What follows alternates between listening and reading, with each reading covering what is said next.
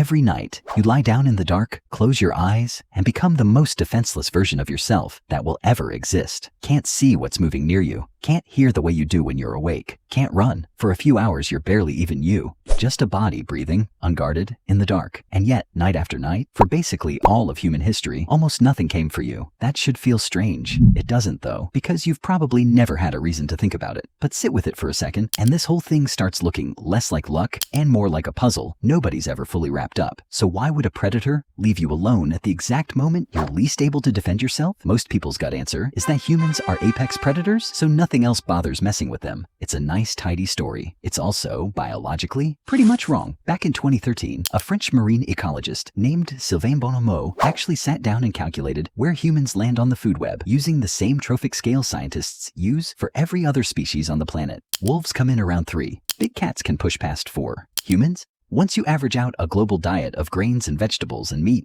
you land around 2.21. That's closer to a pig, or honestly, an anchovy, than a lion. So no, it's not that predators are terrified of you. Most of the time, you're just not worth the trouble. And not worth the trouble is really the whole thread here if you pull on it. Predators that go after humans, and some historically absolutely have, are almost always ambush hunters. They're not looking for a fair fight. They want a surprise, over fast, minimal risk to themselves, because in the wild, a torn shoulder or a broken leg is basically a slow death sentence. So the entire hunting playbook for something like a lion or a tiger is built around finding targets that can't fight back and can't call for backup, which, on paper, should make a sleeping human just about the perfect target. Isolated, not moving, completely unaware. There's also a weirder factor working in your favor here, and it has nothing to do with bravery on the predator's part. Most big carnivores are frankly a little jumpy around anything unfamiliar, something researchers call neophobia. New shapes, new smells, new sounds, all of it tends to get treated as a warning first and an opportunity second, if at all. And humans don't look, move, or smell like anything a predator's instincts are really built to read as easy prey. Unfamiliar isn't the same thing as safe, but if you're an animal wired to avoid unnecessary risk, unfamiliar is often close enough. Here's the part that gets interesting though. For almost all of human history, you weren't sleeping the way you're probably picturing right now. You weren't off by yourself in some open field. You were surrounded by other people, by fire, and by a kind of early warning system that had nothing to do with intelligence and everything to do with sheer numbers. Anthropologist David Sampson has spent years studying how groups like the Hadza in Tanzania actually sleep, and one of the last populations still living something close to a hunter-gatherer life. What he found is that a Hadza camp is almost never fully completely asleep. There's always somebody stirring, half listening, tending the fire a little. Nobody assigned that job to anyone. It just falls out naturally when you've got a group big enough and sleep patterns staggered enough that there's always a few ears technically on duty. Nobody's guarding exactly. Everybody a little bit is.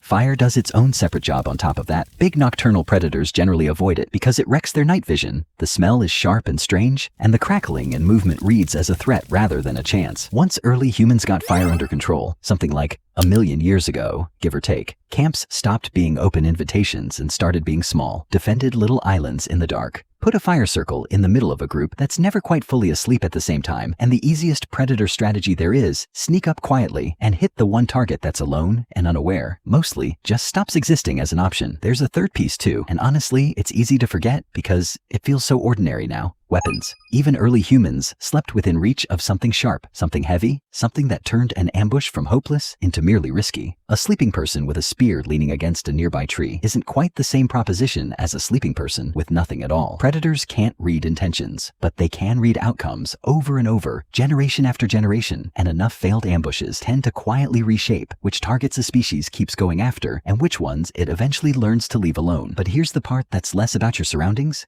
and more about you specifically as an animal. In 2015, a sleep researcher named Jerome Siegel, working out of UCLA, studied nightly sleep across 3 pre-industrial societies with zero electricity: the Hadza, the San of Namibia, and the Tsimane of Bolivia. What his team found didn't line up with the old assumption that early humans just knocked out for one long, uninterrupted block. From dusk to dawn, sleep, even out there with none of the modern noise and light we deal with, turned out to be lighter and choppier than expected. People kept waking briefly several times a night without even remembering it the next morning. You're not really unconscious for 8 straight hours. Your brain keeps surfacing, checking in, dipping back under over and over all night. Looked at one way, that's a flaw. Fragmented sleep sounds like bad sleep. Looked at another way though, if you're an animal that occasionally needs to wake up fast, that's exactly the kind of trait natural selection would keep around. Now here's the part that really complicates the whole predators just leave humans alone idea. Because it's not actually true everywhere, and the exceptions are where the real explanation shows itself. In the Sundarbans, that huge mangrove forest straddling India and Bangladesh, tigers have been killing people there for generations, and almost always the same way.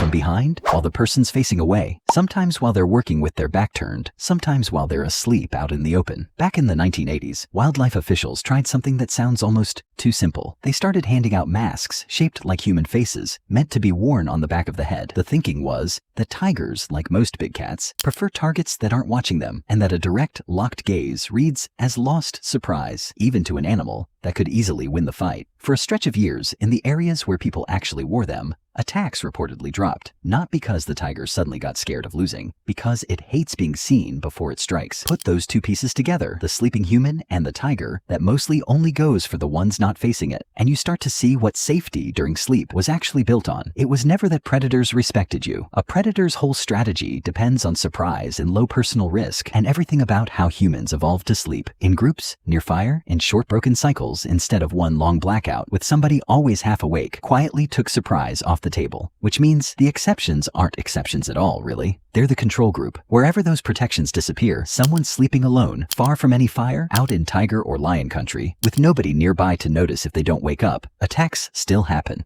And historically, in some places, they happened often enough that whole villages built their nights around avoiding it. The man-eating lions of Tsavo in the 1890s killed dozens of railway workers over roughly 9 months, most of them isolated, most of them at night, dragged straight out of thin canvas tents, pitched far from any real fire or crowd. Workers eventually started building thorn barriers and keeping fires burning until sunrise, and the nighttime killings dropped off once they did. Take away the group, take away the fire, take away that staggered, half-alert camp sleep, and the vulnerability comes right back, almost immediately. So no, the honest answer isn't that predators are afraid of you, or that you're too dangerous to bother with, or that evolution just handed you some invisible force field the second you shut your eyes. The real answer is quieter than that, and honestly, a little more unsettling once it actually sinks in. Your safety at night was never really an individual thing. It was borrowed from the people breathing next to you, from a fire someone else kept feeding, from a nervous system that never fully powers down, even when it feels like it has, from a face-shaped signal on the back of someone's head that sometimes was genuinely enough to make a predator hesitate. You still carry pieces of that whole system, even though you'll probably never sleep anywhere near a lion or a tiger. A researcher named Yuka Sasaki over at Brown University actually scanned people's brains on their first night sleeping somewhere unfamiliar, and found one entire hemisphere staying noticeably more active than the other, more responsive to outside sound, less willing to drop into deep sleep, like part of the brain quietly volunteered for watch duty without asking. That's probably why a hotel room keeps half your brain a little too alert on night 1, and why night 2, once the place stops being strange, you finally sleep properly. It's probably why a weird noise in your own house can snap you fully awake in under a second, way faster than any conscious thought could manage. And it's maybe why sleeping completely alone still feels different somehow, to something old and quiet way in the back of your mind, even locked up on the 20th floor of a building, nowhere near anything that could actually reach you. So you go back to where this started. You lie down in the dark, close your eyes, and become, or so it seems, the most defenseless version of yourself that will ever exist. Except you're really not defenseless at all. You're just running a system built across hundreds of thousands of nights, one that never fully trusted the dark to leave you alone, and honestly, never quite let you believe it either.